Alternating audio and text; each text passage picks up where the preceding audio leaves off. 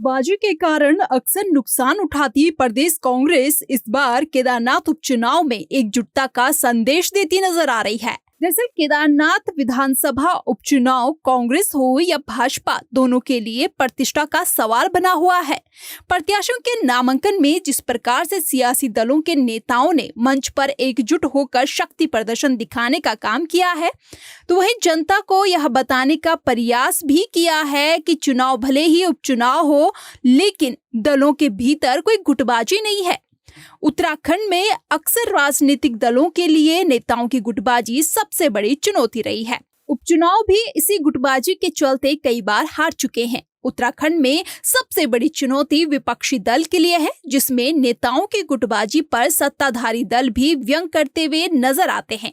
इसलिए कांग्रेस ने इस चुनाव में बद्रीनाथ और मंगलोर विधानसभा चुनाव का मॉडल अपनाने का निर्णय लिया है, ताकि एकजुट होकर चुनाव जीत सके।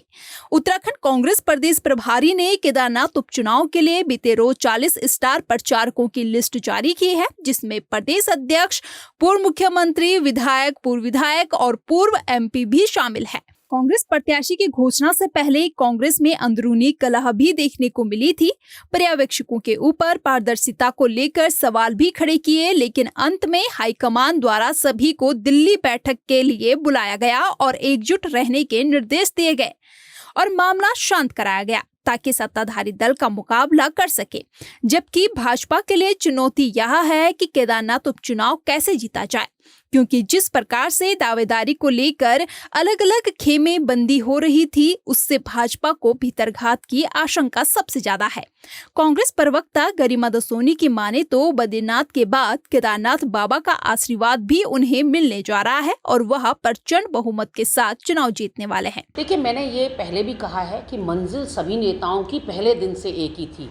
उनके रास्ते बस अलग अलग थे और हाईकमान का काम ही यही होता है कि सबको बैठाकर उनके बीच में समन्वय स्थापित करना और सबको बताना कि अनंतो गत्वा जाना, सबने एक ही मंजिल पर है। तो मोटो या एम या गोल कहें तो सारे नेताओं का एक ही था, वो था किसी तरह से हैट्रिक हम मार दें, हम बद्रीनाथ और मंगलौर के बाद केदारनाथ जीतें। एक भी मेरा नेता ये नहीं चाहता था कि केदारनाथ में कुछ भी उठापटक हो।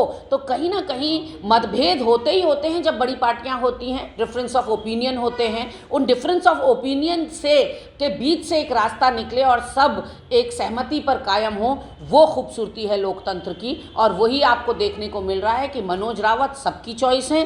कांग्रेस हो या भाजपा, दोनों के नेता एक दूसरे पर आरोप लगाने का काम कर रहे हैं। सत्ताधारी दल के नेता अपने आप को इस चुनाव में विपक्षी दलों से आगे बताते हुए जीत का दम भर रहे हैं।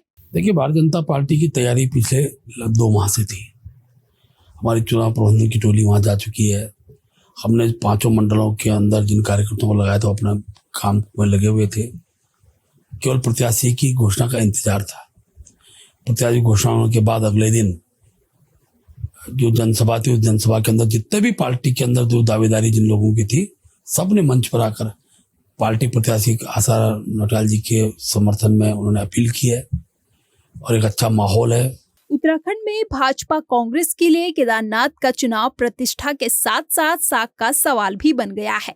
इसलिए चुनाव में एकजुटता के साथ लड़ना जरूरी हो गया है। देखना होगा केदारनाथ उपचुनाव में कौन अपनी जीत का परचम लहराता है। इस रिपोर्ट को लेकर आपकी क्या राय है, कमेंट करके जरूर बताएं। साथ ही चैनल को यूट्यूब पर सब्सक्राइब और फेसबुक पर फॉलो करें।